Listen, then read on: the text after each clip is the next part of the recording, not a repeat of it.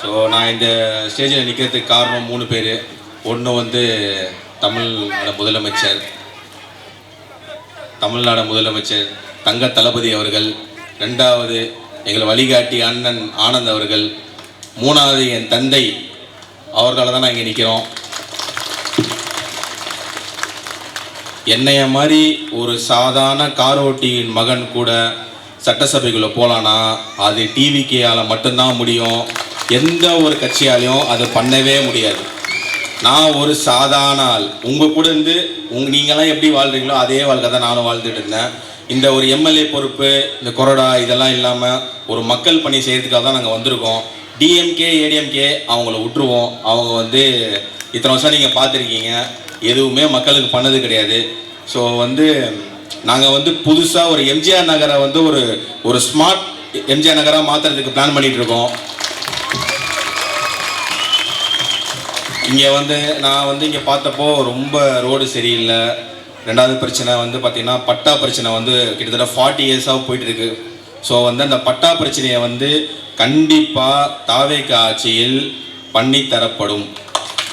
அதுக்கான முயற்சிகள் போயிட்டுருக்கு. எந்த மக்கள் யாருமே கவலைப்பட வேணாம். நம்ம ஆட்சியில் பெண்கள்லாம் ரொம்ப பாதுகாப்பாக இருக்கலாம். எம்ஜிஆர் நகரை வந்து நாங்கள் டோட்டலாக மாற்றுறதுக்கு உண்டான வேலைகள் தான் நடந்துகிட்ருக்கு.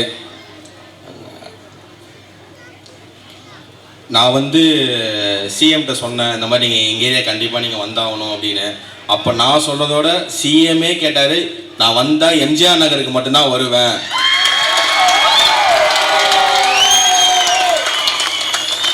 அவர் வந்தப்போ நீங்கள்லாம் வந்து ரொம்ப மகிழ்ச்சியோடு இருந்தீங்க.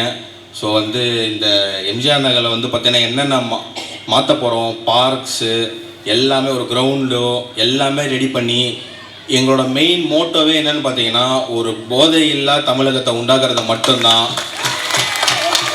இந்த எம்ஜிஆர் நகரில் வந்து போதை பழக்கம் வந்து ரொம்ப அதிகமாக இருக்குன்னு நிறையா பேர் கம்ப்ளைண்ட் பண்ணிங்க. நாங்கள்லாம் ஓட்டு கேட்க வரப்போ அதெல்லாம் ஒரு சில நாட்களில் சரி பண்ணி தரப்படும். நீங்கள் வந்து மக்கள்லாம் வந்து என்னை வந்து தாராளமாக மீட் பண்ணலாம். ஒரு சாதாரண சாமானியன் தான் நான். ஒன்றும் பெரிய லெவல்லாம் கிடையாது. நம்மலாம் எவ்வளோ கஷ்டப்படுறோன்னு உங்களுக்கே தெரியும். ஸோ வந்து மக்கள் பணி செய்கிறதுக்காக மட்டும்தான் நாங்கள் வந்திருக்கோம். நீங்கள் வந்து உங்கள் வீட்டு பிள்ளையாக நினச்சி என்னை வந்து நீங்கள் டெய்லி மீட் பண்ணலாம். என்னென்ன பிரச்சனை இருக்கோ தாராளமாக வந்து பேசலாம். எங்கள் டீம், எங்கள் பகுதி செயலாளமாக மீட் பண்ணலாம். வட்டச்செயலாளர் எல்லாமே உங்களுக்கு ஹெல்ப் பண்ணுவாங்க.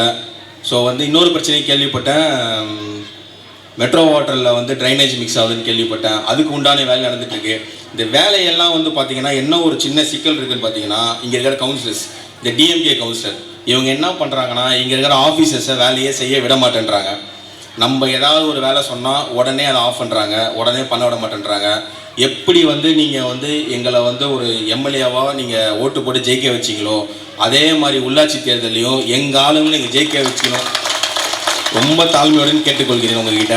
எங்கள் ஆளுங்க வந்தால் மட்டும்தான் உங்களுக்கு நல்லது பண்ண முடியும். திருப்பியும் டிஎம்கே வந்தாங்கன்னா கண்டிப்பாக இந்த எம்ஜிஆர் நகரை வந்து ஒரு போதை நகராக மாற்றி இருக்கிற யங்ஸ்டர்ஸ் எல்லாத்தையும் ஒரு போதை பழக்கத்துக்கு அடிமையாக்கி அப்படியே அடிமையாக்கி விட்டுருவாங்க. ஸோ கண்டிப்பாக வந்து இந்த போதை பழக்கத்தை விட்டுட்டு அடுத்த வந்து இன்னோவேட்டிவாக நம்ம யோசிக்கணும், இன்னோவேட்டிவாக நம்ம பண்ணலாம். ஸோ வந்து இந்த வாய்ப்பளித்த தமிழ்நாடு முதலமைச்சருக்கு ரொம்ப ரொம்ப நன்றி. இந்த நிகழ்ச்சி சூப்பராக ஏற்பாடு சன்ராஜ் அவர்களுக்கு ரொம்ப ரொம்ப நன்றி. வட்டச்செயலாளர், பகுதி செயலாளர் அண்ணன் பெரியசாமி அவர்களுக்கு ரொம்ப ரொம்ப மனமார்ந்த நன்றி. ஸோ டே நைட்டாக உட்காந்து எல்லாம் வேலை செஞ்சுருக்காங்க. ஸோ இந்த வேலை வந்து ஸ்டேஜ் போகிறதுக்கு மட்டும் நாங்கள் வேலை செய்யலை, மக்கள் பண்ணி 24/7 பண்ணிக்கிட்டே தான் இருப்போம். நீங்கள் கவலையே படாதீங்க. இன்னும் கொஞ்சம் நாளில் எம்ஜிஆர் நகர் எப்படி மாற்ற போகிறோன்னு மட்டும் பாருங்கள். எனக்கு ரொம்ப ரொம்ப நன்றி, வணக்கம். பொதுமக்களும் அமைதியாக வரிசையாக இருந்து உதவி திட்டங்களை பெற்று செல்லுமாறு கேட்டுக்கொள்கின்றோம்.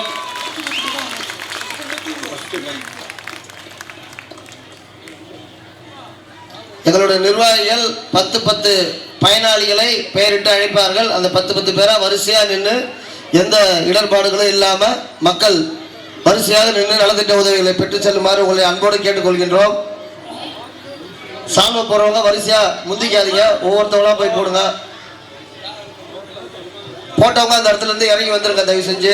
சால்வை போட்டவர்கள் அப்படி இறங்கி வாங்க.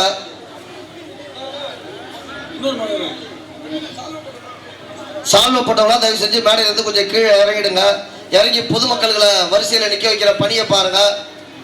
சால்வை போட்ட நிர்வாகிகளாக தயவு செஞ்சு ஸ்டேஜ்லேருந்து கீழே இறங்கி மக்கள் வரிசையாக நின்று அவர்களுக்கு நலத்திட்ட உதவிகள் சென்றடைய உதவி செய்யுமாறு உங்களை பணிவோடு கேட்டுக்கொள்கின்றோம். வழிவிடுங்க. சால்வை போட்ட நிர்வாகிகள் தயவு செஞ்சு கீழே இறங்குங்க. அடுத்தவங்களுக்கு கொஞ்சம் வழிவிடுங்க. மக்கள் நலத்திட்ட உதவிகள் பெறுவதற்காக காத்துட்டு இருக்காங்க.